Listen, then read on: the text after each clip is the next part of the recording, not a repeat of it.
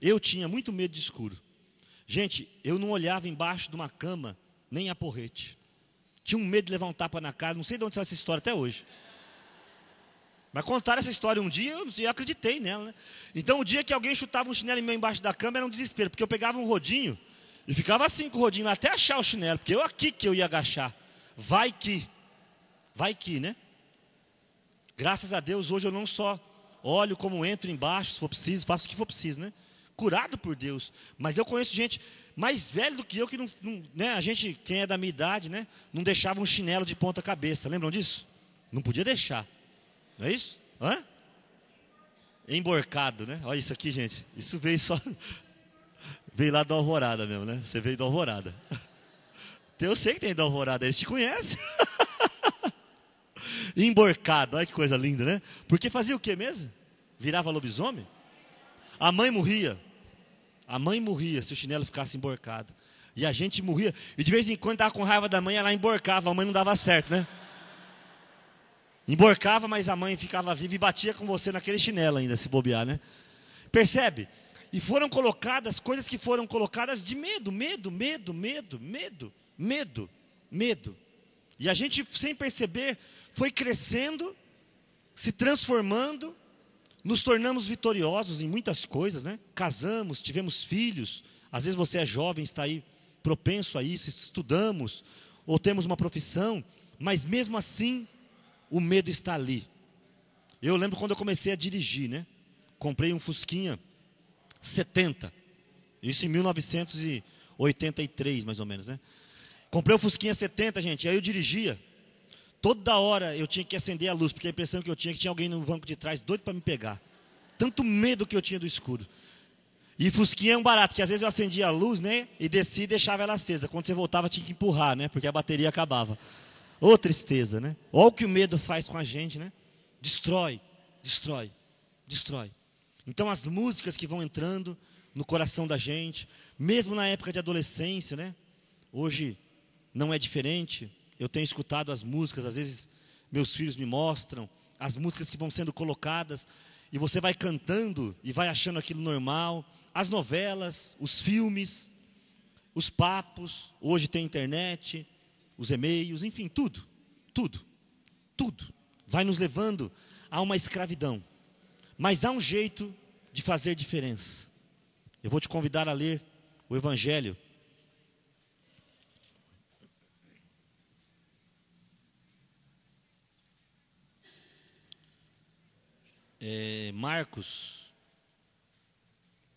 Marcos não, vamos pegar, acho que Mateus 19.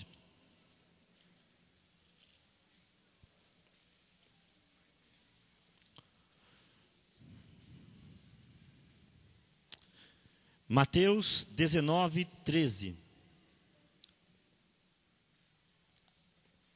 Mateus capítulo 19, versículo 13. Foram até Jesus, acharam aí Mateus 19, 13. Foram até Jesus e lhe apresentaram algumas crianças, para que pusesse as mãos sobre elas e orasse por elas. Os discípulos, porém, as afastavam. E Jesus lhes disse: deixai vir a mim estas crianças, e não as impeçais, porque o reino dos céus é para aquelas que se lhes assemelham. E depois de impor-lhes as mãos, continuou o seu caminho. Em algumas traduções vai dizer assim: o reino dos céus é para aqueles que se tornarem como elas, né? Como crianças, né? Feito crianças. É tão interessante, né? Esse trecho sempre me chamou a atenção, porque a gente sempre pensa que voltar a ser criança é voltar a ser tonto, né? Tanto que eu até falei isso lá no encontro de jovens, né? Que quando eu vejo assim, o jovem está no mundão, bebendo, fazendo tudo errado e está feliz, né? Uma felicidade falsa. Aí ele entra para a igreja e torna aquele jovem tonto que ninguém quer ser, né? Não pode mais ir, não pode mais brincar, não pode mais cantar, não pode mais dançar. Isso é besteira, isso não é conversão, isso é escravidão. A conversão de Jesus nos leva à libertação e à alegria. E muita gente pega esse trecho de voltar a ser criança e pensa naquela: eu tenho que ser aquela criancinha, purinha, tontinha, todo mundo me engana, todo mundo passa para trás. Não. Se você pegar lá em Marcos 10, vai dizer que é o coração da criança que ele quer. Por que o coração da criança? Por causa que nós temos que voltar a esta confiança de criança, a esta pureza de criança. Nós temos que passar tudo de novo pela cruz. Por isso que em João 3, Jesus diz a Nicodemos o quê? Que nós temos que nascer de novo. Nascer de novo. Nós precisamos de passar tudo pelo filtro da cruz. Tudo pelo filtro da cruz. Nós precisamos de voltar tudo para trás e colocar Jesus no lance, na jogada, no momento. Quando você consegue voltar a ser criança, é isso. Eu gosto muito de cantar uma música que nem fala assim de Jesus, né? Uma música do irmão Lázaro que fala: eu me lembro, o aconchego que era o colo da minha mãe. Gosto muito de cantar Utopia, do Padre Zezinho, né? Eu era pequeno. Não, a Utopia é das muitas coisas do meu tempo de criança, guardo vivo na lembrança. Gosto muito de cantar a Maria da minha infância, né? Eu era pequeno, nem me lembro. Me lembro que à noite, aos pés da cama, juntava as mãozinhas e rezava apressado, mas rezava como alguém que ama. Eu gosto de cantar essas músicas, porque de uma certa maneira elas me remetem à infância. E aí eu volto para lá, mas aí eu levo Jesus comigo. Eu levo a presença do Espírito Santo comigo. E então eu me lembro, quando eu era muito pequeno, nós moramos numa casa, e nesta casa havia funcionado alguma coisa meio doida lá de centro de macumba, alguma coisa assim. E lá acontecia umas coisas estranhas, sabe? Porta abria.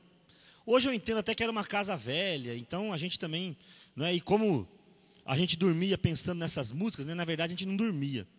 E eu me lembro que muitas noites naquela casa, eu ficava deitado de zóio estalado, porque a gente escutava fazer assim na parede, dar volta no quarto inteirinho assim, ó.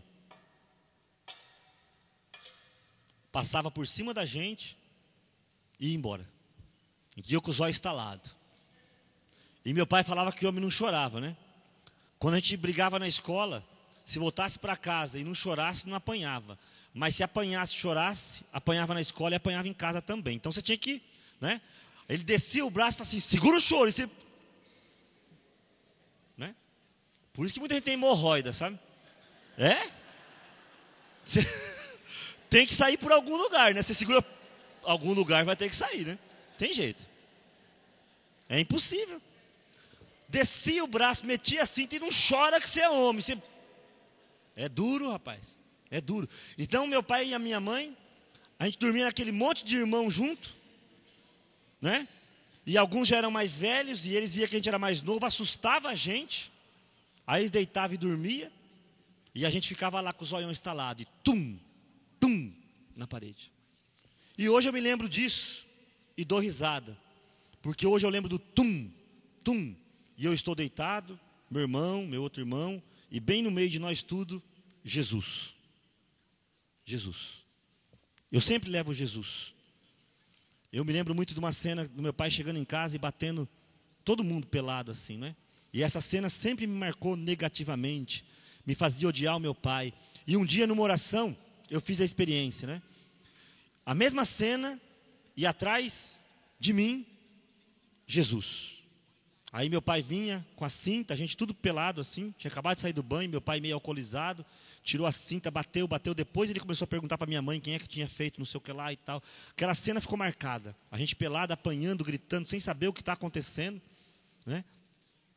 E aquilo me deixou traumatizado muito tempo, com ódio muito tempo. Mas depois um dia eu tive a mesma cena, só que dessa vez, atrás de mim, Jesus. Jesus, dizendo, perdoa. Ele não sabe o que ele está fazendo. Perdoa. É a única maneira que seu pai sabia educar. Perdoa. Ele achava que se ele não batesse, ele não ia mostrar respeito.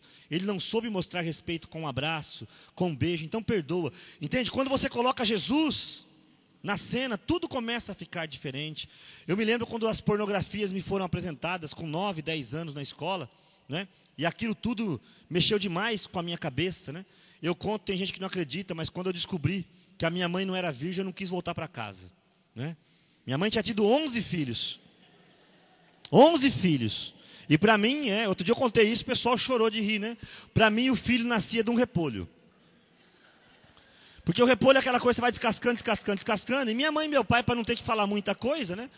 Como é que a gente nasce? Filho, é assim, ó, você pega o repolho, descasca, lá no meio tem uma criancinha, a gente pega e cria. Depois vieram com uma história de cegonha, eu fiquei meio na dúvida. Até achei que eu tinha problema com meu pai e com a minha mãe, que a cegonha tinha errado, né? Devia ser uma cegonha vesga, que era na casa do lado, eu caí na outra, assim. Aí eu comecei a viver, aí me apresentaram a pornografia, e tinha uma das pornografias que a mulher engravidava. Aí, sabe quando você vai juntando as bolas, fala assim, peraí, então é assim que engravida, é assim que uma criança nasce? Então a minha mãe não é mais virgem. E para mim, mulher virgem é para o inferno. Tanto que eu sou virgem até hoje, 20 anos de 20 anos de casado, né? 3 filhos, né? Então, para mim, mulher virgem, e pensa nisso. Além de não ser virgem, ela teve 11 filhos, foi 11 vezes. Meu Deus, para minha cabeça era algo assim muito dolorido. Muito difícil de acreditar. E eu lembro de eu voltando da escola, aqui no Cristiano Olsen, aqui, né? Cristiano Olsen, e eu morava aqui na Pereira Barreto. Ele é aqui? Aqui? Sim. É por aqui, assim. E eu morava aqui na Pereira Barreto, né? E eu lembro que eu fiquei dando volta em quarteirões, porque como que eu vou encarar aquela mulher? Olha quanta mágoa foi entrando, gente. Daquele dia em diante, eu fiquei olhando minha mãe muito tempo, como uma mulher assim, que não era digna, sabe? Muito tempo. Isso demorou muito tempo para ser curado, gente. Muitos anos. Muitos anos. Para ser curado. Mesmo depois de conhecer Jesus, eu ainda olhava para minha mãe como uma mulher indigna. Ficou marcado de tal maneira que eu olhava para ela como ela era uma mulher que não merecia nada. Olha que coisa triste. Olha que coisa triste. Coisas que vão acontecendo e que a gente não percebeu o que aconteceu com a gente. Os filhos que veem os pais num casamento infeliz e não querem casar, ou têm medo, ou vão para a traição, para o adultério, para a prostituição. Entende? Todas as coisas que vão acontecendo e que tiveram um foco. Nós precisamos ter coragem de voltar a ser criança. Você, não importa a tua idade, eu, a cada dia. Às vezes hoje estava me contando, né, de um parente, não lembro quem, que quando apanhava da mãe, falava assim, mãe, eu te perdoo, é isso, né? Um tio da Ziza, que cada cintada que ele levava, ele falava assim, mãe, eu te perdoo. Ele queria dizer assim, mãe, me perdoa, né? Aí ele apanhava e falava assim, mãe, eu te perdoo. E a mãe continuava batendo, já que ele está perdoando mesmo, né? Vamos. Né? Ele queria falar assim, mãe, me perdoa. Ele falava assim, mãe, eu te perdoo. E o pau quebrava, mãe, eu te perdoo. E vinha mais uma, mãe, eu te perdoo, né? Mas a pureza dessa criança não é voltar a ser criança para ser tonto. Tanto que Paulo vai dizer na sua carta, né? Sede crianças na malícia e adultos no entendimento. Deus não quer você criança no entendimento. Ele quer você criança na malícia, no medo. Volta a ser criança. Volta ao colo do Pai. Volta. É tão simples. Volta ao colo do Pai.